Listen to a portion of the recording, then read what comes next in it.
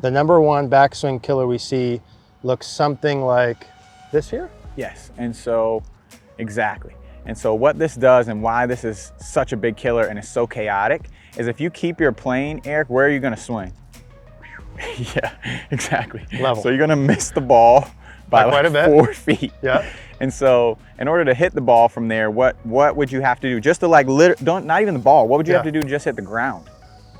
Yeah, exactly. And so this is what we see very, very common amongst average golfers, amateur golfers. This is what we see. Hey guys, Eric here out at the Bethlehem Golf Club. In today's video, we're talking about the #1 backswing killer, something that can absolutely wreck your backswing. You want to make sure you stay tuned to watch that and how to fix it. Before we get started, a quick word from today's video sponsor. Hey guys, we'd like to thank our partners at Municipal. Awesome clothing, super comfortable, can wear everywhere. I'm wearing Municipal whether I'm at home doing our swing reviews, whether I'm at the golf course doing videos, hanging out at home, out to eat. You've seen some of the shirts that I'm wearing. I got the polos on here. They fit super nice. They're breathable. The Municipal hats that I like the white, gray, and black, but they have all kinds of different colors and patterns that fit super well. Would highly recommend. So we're super pumped to be partners now with Municipal. We can bring you them, show you their stuff. We're gonna put a code down below, Eric20. We'll put all that in the description down below. Would highly recommend you guys go check them out. All right guys, so #1 backswing killer today to help us again, Mr. JT Thomas. JT, thanks for coming down again. Of course, man. Appreciate you. If you guys haven't seen JT in our previous videos, awesome coach. You got a beautiful indoor place up in Staten Island, New York, Dollar Bill Divot Club. If you're in the area, go check that out. Get some lessons with JT. If you can't make it there in person, you can always do CogornoGolf.com, quick plug. Work with us online. There we coach together. So, #1 backswing killer. Let's start simple. Very simple. What is the #1 backswing killer that we see? It's really going to be the lead shoulder getting away from the ground or the lack of left side bend. The lack of left side bend. So if I demonstrate, the #1 backswing killer we see looks something like this here? Yes, and so, exactly. And so what this does and why this is such a big killer and is so chaotic is if you keep your plane, Eric, where are you going to swing? Yeah, exactly. Level. So you're going to miss the ball by quite a like bit. 4 feet. Yeah. And so in order to hit the ball from there, what would you have to do? Just to like, not even the ball, what would you have to do to just hit the ground? Yeah, exactly. And so this is what we see very, very common amongst average golfers, amateur golfers. This is what we see. So JT explained this to me before, and I think this is such a beautiful concept. The biggest issue we see is this lack of left side bend, which we'll go through, and we'll give you the drill on how to fix it. But this look, we see it all the time. I literally watch JT explain this probably every day, right? Yeah. I just literally do it. Yeah. So we're up here like this. Now, if I just swung from there, I'm on a plane this way. So my brain, JT said, it was like, Eric, well, how would you get down to the ball from there? This is off camera.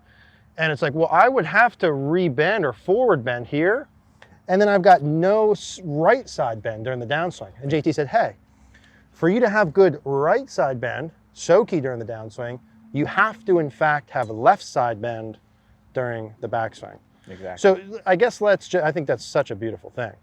If we just say side bend and talk me through like what that is. If I'm standing here like this. Yeah, so this is a really easy feel to do side bend. You would just stand up completely straight. Try to have your arms kind of right at your side, almost right on the seams of your pants. And then what you want to do is reach down and touch your left knee without bending forward any. Yes, exactly. And without using your hips. So a miss would be like, yes, exactly. Okay. And you're not really side bending. So okay, so my right hip can't go this way. Your right hip can't go out. And how far down am I going? You're going really as far as you can go. Just exaggerate it. And you're leaning forward a little bit. So make sure you keep your posture, stay back so you can feel the shift. Take it easy. There you go. Yeah, that's better. So now we're getting some side bend. You see you get some expansion here, some crunch there. So I think I'm doing like a oblique crunch. Exactly, oblique crunch. Like if you had a kettlebell or a medicine ball or something in your hand. Okay, I would just be going down this way. Yeah. So my hip can't go this way, and my chest shouldn't go this forward. Way. Absolutely. Okay, and that's what I'm supposed to feel during my backswing. Yes, and that's step 1. Yeah. Now, okay, go ahead. Yeah. You're like, what? That doesn't look like a backswing, JT. Yeah. So what do I do with this? Yes, so now after you get to that point, left hand is by your left knee. You're just gonna take your left hand and you're gonna try to get it on the other side of your right knee. This way. Exactly, and you can reach even farther. Yep, there you go, great. And that's adding the turn piece component. to it? Okay. Now, why am I doing this part first? Most people, when they add in the turn first, if they do try and feel side bend, it's really just flexion, meaning they just kind of lean forward with their body. Their pelvis goes back and their chest just gets closer to the ground, but there's actually no change in their spine to the bend. Okay. It's almost like fake. Yeah. Fake, like tilting. Exactly. Okay. Yeah. So if I'm going back there and I feel that, and so if I take that into a swing and I go here like this, I'm trying to blend that left shoulder towards my left hip with the turning, right? So I should be feeling that same crunch. Yes. So let's see if I can do it the correct way. So here's the bad again. Let's do the bad. The bad's left shoulder high, no side bend, head way off compared to where I started. And then this way. And the good would be I'm feeling that left side crunch. Yeah, man, it's super easy to feel. Exactly, yeah. How do I know if I've done it enough, too much, that sort of stuff? Like, is it as simple as keep my head in the circle? A little bit. I would say that if you kind of start with doing the left side bend first. Let me hit one with that, Jay. Keep going. I just want to hit one. You can definitely use like some lines on your head or put a circle around your head with video to get some feedback. But the main thing is you should see your lead shoulder start to get closer to your belt line, I guess, from this face-on view. That's what you'll see. Yep. If your lead shoulder gets, so if you go back and do this wrong, Eric, and get the left shoulder flat, you'll see how much space we can see here. So there's a ton of space in between his belt and his shoulder, versus if you go back and you do the left side bend better, you'll see how from that view, the shoulder looks a lot closer to the belt line.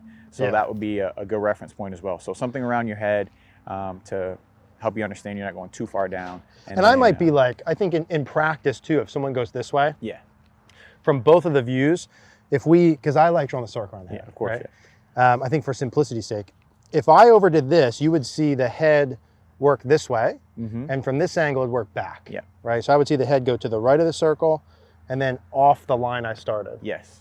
And I think we would agree that like good side bend when blended in would be my head stays more or less in this circle and my forehead stays more or less in the line. So if I overdid it, like if I did just side bend with no turn, I would go forward. And if I overdid it from this with too much of the kind of fake tilt, I would actually go down and forward, Exactly, yes, you'll go down and forward. I kind of go like this way. Yeah, exactly.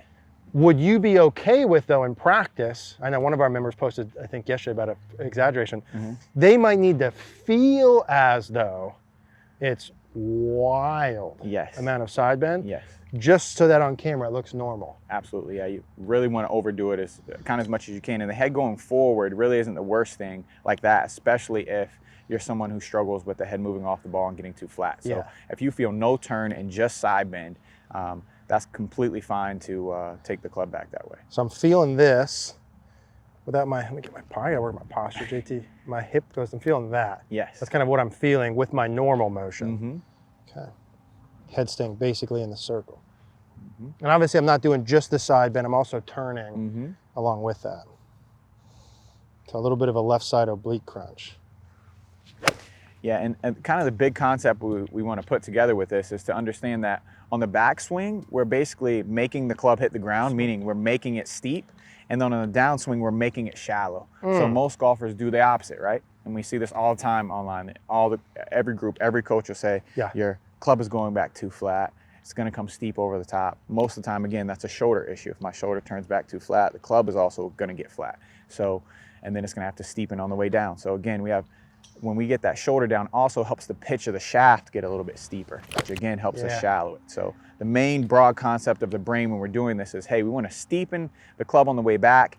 We're building in the fact that it's going to hit the ground on the backswing. We don't want to be building in hitting the ground on the downswing. Yes. We want to be taking that out on the downswing. So we want to build in the steepness with the left side bend, and then we're going to take out the steepness by right side bending. That's such a humongous concept that I think is so simple. It's one of those things when I watch Jim Roney does well, which is like, that's a monumental thing you just said for the golf swing, but it's said so simply that I think a lot of people miss it. Yeah, absolutely. So I want to just repeat that. Yeah. So the idea is I want to steepen the backswing elements. Yep.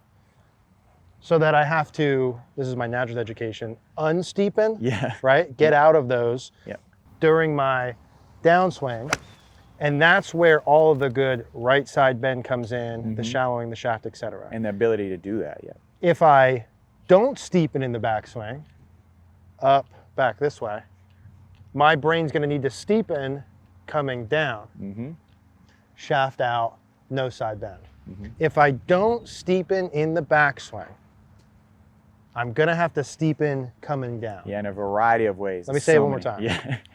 If I do steepen in the backswing, side bend, neutral, then I have to get out of that, which is all those good side bend things. Exactly. I hope that that hits, because that's such a big, you know what I mean? It's almost too simple. It's so simple, but it's a really broad concept, and just understanding that can really change, you know, the intent of hitting this golf ball. So I'm really, as I'm doing that, I feel that left side crunch, and I feel this right side stretch. Lengthening, yeah, like almost a string being pulled up like in the middle of your ribs. Yeah. Pulling that up, absolutely. Got it. Dude, that's such a good concept. We might have to like text that on the screen and just kind of like leave it there.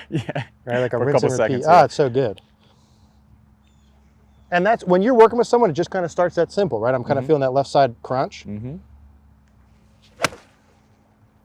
So good. Yeah, it's solid. That's smoke too, even for me. Yeah. So left side bend, number one backswing killer, lack of left side bend. Lack of left side bend. Steepen the backswing so you can shallow the downswing. And it's such a big root cause. You know, it's so awesome for us to start with something that can fix a lot of issues. That's always our goal. I think when we're teaching, you know, we're doing the Facebook group, always trying to fix the root cause so we get a lot of freebies. And fixing the left side bend gives us a ton of freebies on the way down. So. And like some players can get out of anything, but the majority of players, if you see an issue coming down, there's probably something going on earlier. Exactly. Number one backswing killer, JT, that was killer. God, I hope that that concept sticks, because that was so good. We're gonna put a card on the screen for a similar style YouTube video if you guys enjoyed that. We'll also put the logo, GogornoGolf.com, so JT can yell at you about side bend as well. See you there. Thanks, dude. You got it.